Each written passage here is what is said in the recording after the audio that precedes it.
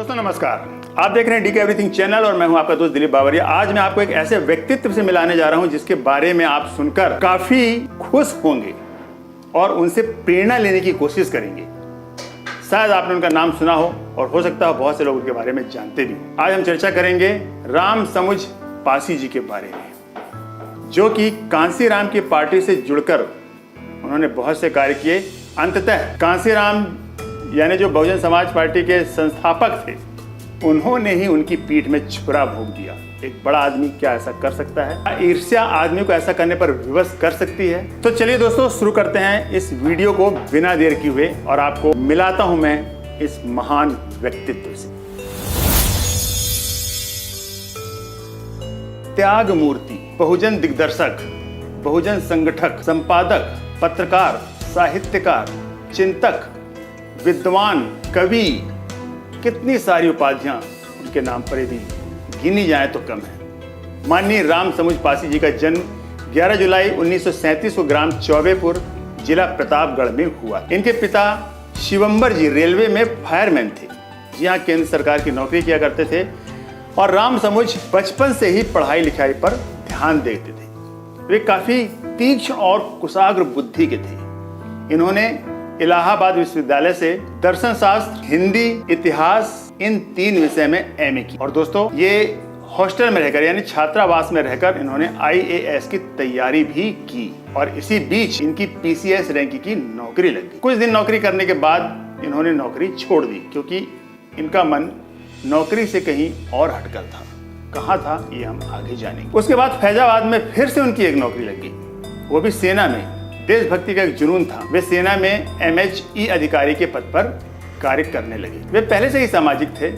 इन्होंने सेना की तरफ से बॉम्बे में 1 वर्ष का संगठक संचालक का कोर्स भी किया, किसी संगठन को कैसे प्रॉपर संचालित किया जाए, और ये सामाजिक कार्यों से इस बीच जुड़े भी रहे। जिन्होंने बहुत सी कठिनाइयों का सामना करते हुए भी कभी अपने कदम पीछे नहीं हटाए और वो सामाजिक राजनैतिक रूप से काफी उत्कृष्ट कार्यों में लगे रहे, खासकर बहुजन समाज। और उन्होंने 21 किताबें लिखी हैं। आपने शायद नहीं पढ़ी होंगी, उनकी किताबें जरूर पढ़िएगा और उनसे आपको बहुत कुछ हासिल होने वाला है। इसी बीच बहुजन नेता कांसीराम ने 1978 में बामसेब बनाया तो किसी ने कांसीराम को रामसमुझ से मिलने की सलाह दी, जो रामसमुझ जी को जानते थे करीब से। तब कांसीराम जी रामसमुझ जी से मिलने उत्तर प्रदेश आए और अपने मिशन की बात उन्होंने रामसमुझ जी को बताई और रामसमुझ जी कांसीराम के संगठन से जुड़ गए क्योंकि उन्हें भी अच्छा लगा कि हम अपने समाज के लिए कार्य करेंगे। कुछ समय बाद अपना कार्यभार रामसमुझ जी को सौंपकर कांसीराम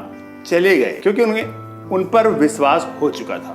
और रामसमुझ जी पूरे उत्तर प्रदेश में कैडर कैंप चलाकर लोगों को बामसेब से जोड़ते चले गए निरंतर।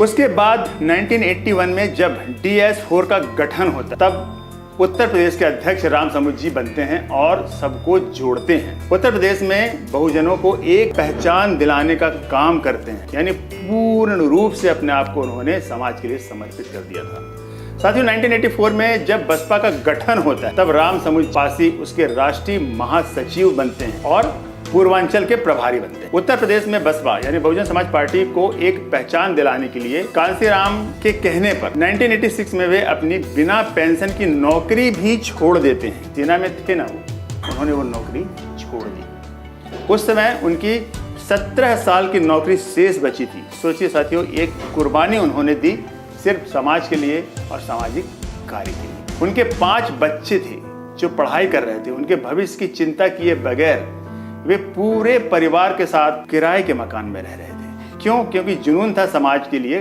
कुछ करने का।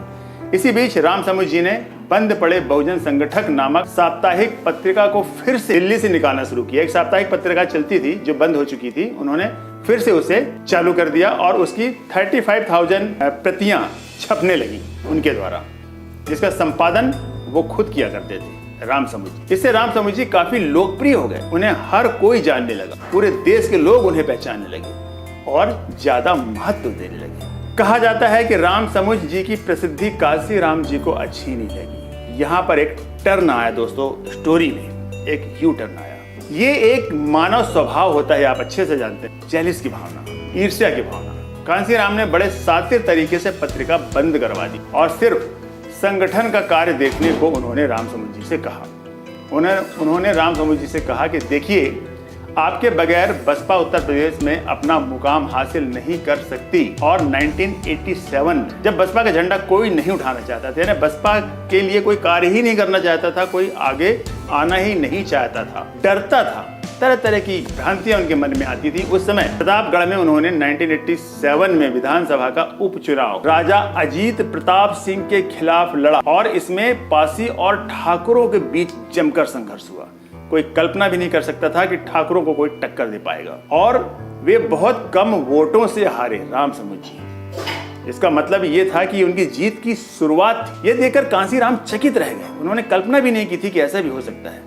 रामसमुद्र जी इतने लोकप्रिय हैं और अंदर ही अंदर कथित रूप से उन्हें यानी कांसीराम जी को रामसमुद्र जी से ईर्ष्या होने लगी। उसके बाद रामसमुद्र जी ने प्रभारी रहते हुए आजमगढ़ में सबसे बड़ी रैली निकाली और आजमगढ़ से बसपा को पहला सांसद जिता करके दिया। इसके बाद विधानसभा के चुनाव में पूर्वांचल के प्रभारी रहते हुए सबसे ज्यादा विधायक जिताकर वे उन्होंने बसपा को दिए। उनकी इस लोकप्रियता से कांसीराम डरने लगे। ईर्ष्या तो उन्हें हो ही रही थी, साथ ही साथ उन्हें डर भी लगने लगा अपने पैर खिसक जाने का जमीन से।